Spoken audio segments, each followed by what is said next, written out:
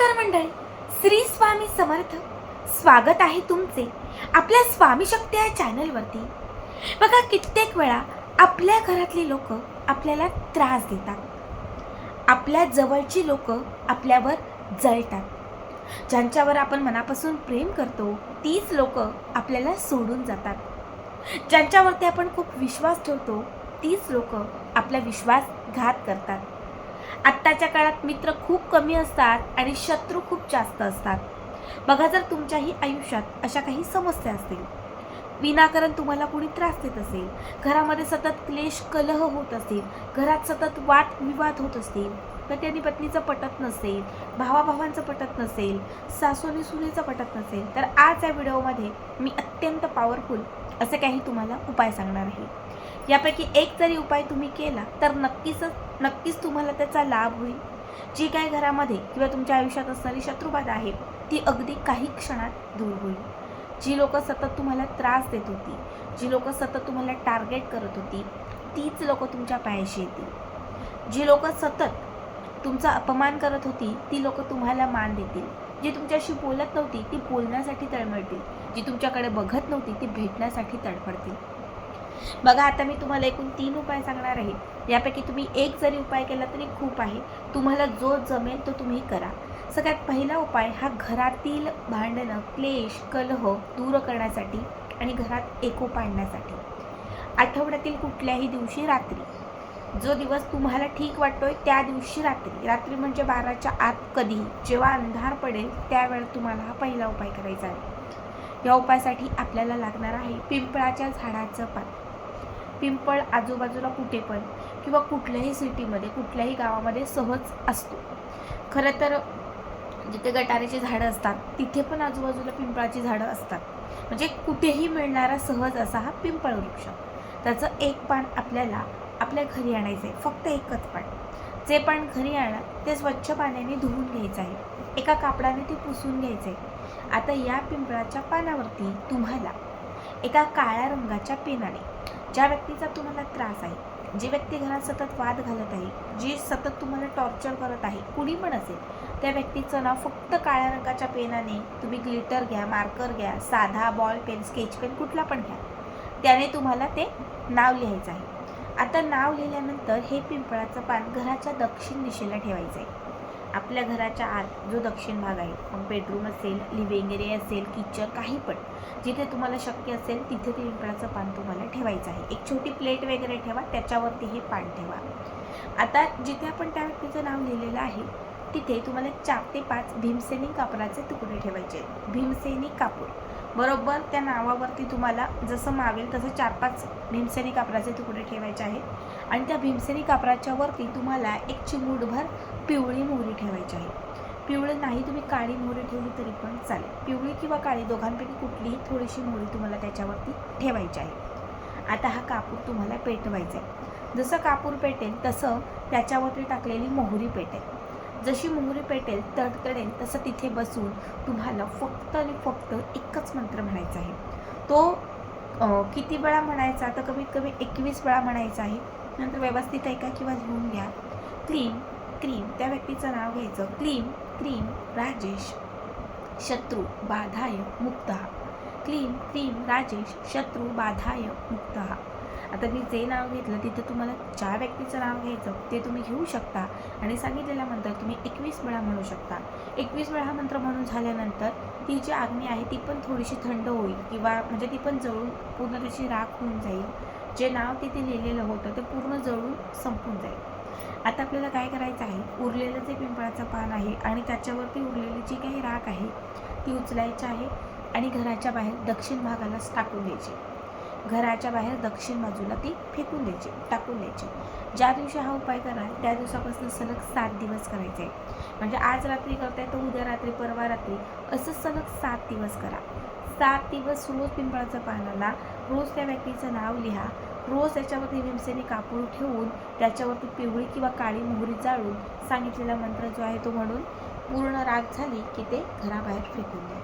सलग 7 दिवसांमध्ये तुम्हाला या उपायाचा जबरदस्त अनुभव येईल. ज्या व्यक्तीसाठी किंवा ज्या व्यक्तीच्या नावाने तुम्ही हा उपाय केलेला आहे ती व्यक्ती पूर्णतः सुधारून जाईल. जी व्यक्ती तुमच्याशी खूप वाईट वागत होती, तुमच्याशी बोलत नव्हती, तुमच्याकडे बघत नव्हती, ती व्यक्ती या 7 दिवसांमध्ये पूर्णतः तुमच्याकडे वश होईल. दुसरा उपाय सांगते. दुसरा उपायासाठी तुम्हाला लागणार आहे एक लिंबाच्या झाडाचं मूळ.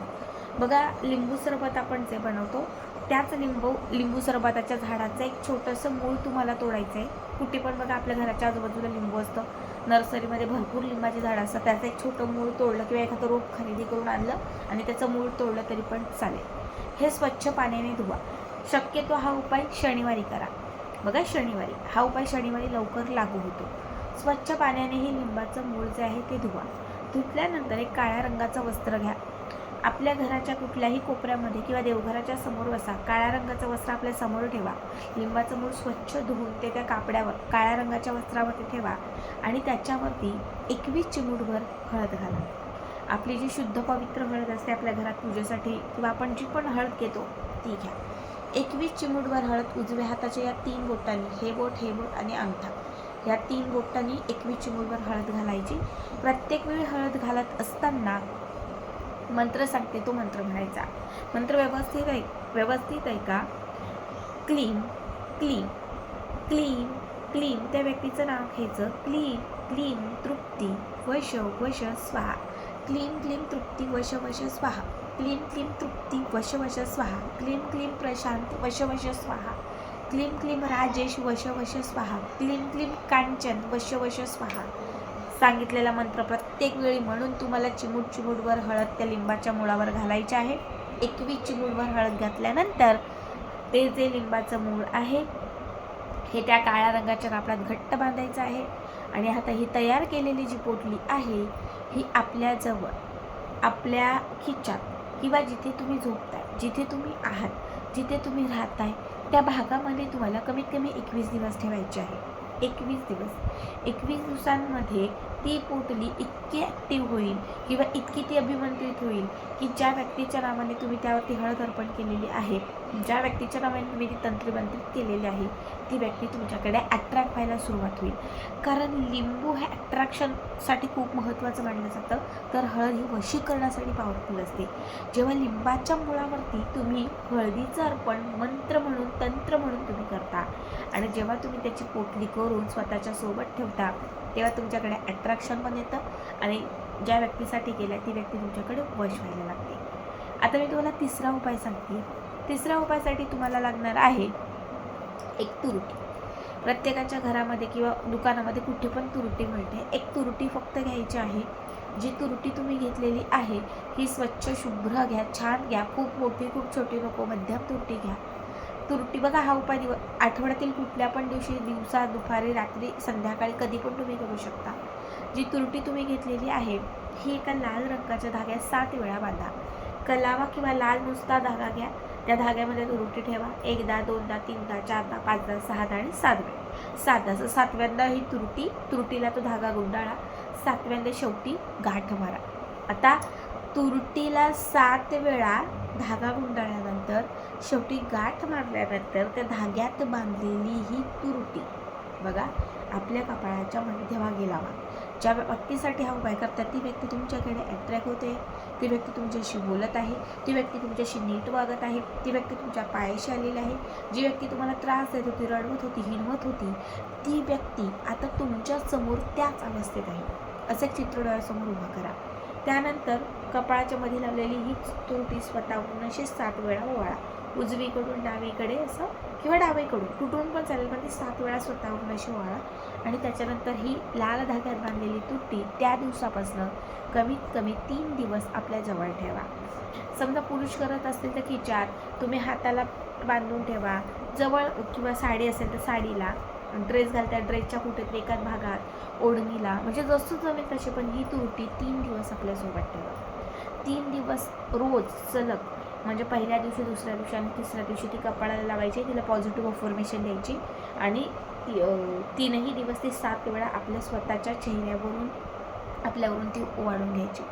3 दिवस पूर्ण झाल्यानंतर ही तुरटी जी आहे ही घराच्या बाहेर कुठलंही एखाद्या तुळस सोडून कुठलंही झाड असेल त्या झाडाच्या मातीमध्ये, धागा सोडून त्या झाडाच्या मातीमध्ये ती तुरटी जी ती दाबून द्यायची. फक्त धागा सोडून रियूज करा किंवा अन्य काही पण त्याचा तुम्ही वापर करा. फक्त तुरटी जी आहे ती त्या झाडाखाली टाकून द्यायची.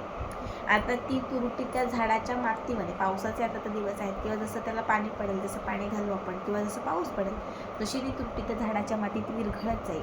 जसं त्याच्यामध्ये ती सामावत जाईल तसं तुम्ही ज्या व्यक्तीसाठी हा उपाय केला त्याचं आणि तुमचं जे काही भांडण आहे, क्लेश आहे, जे काही वाईट आहे ते सगळंच्या सगळं संपत जाईल. खूप साधे सोपे 3ही उपाय आहेत, शास्त्रातले उपाय आहेत. बघा, तिघांपैकी एक केला तरी खूप आहे. नक्की करा.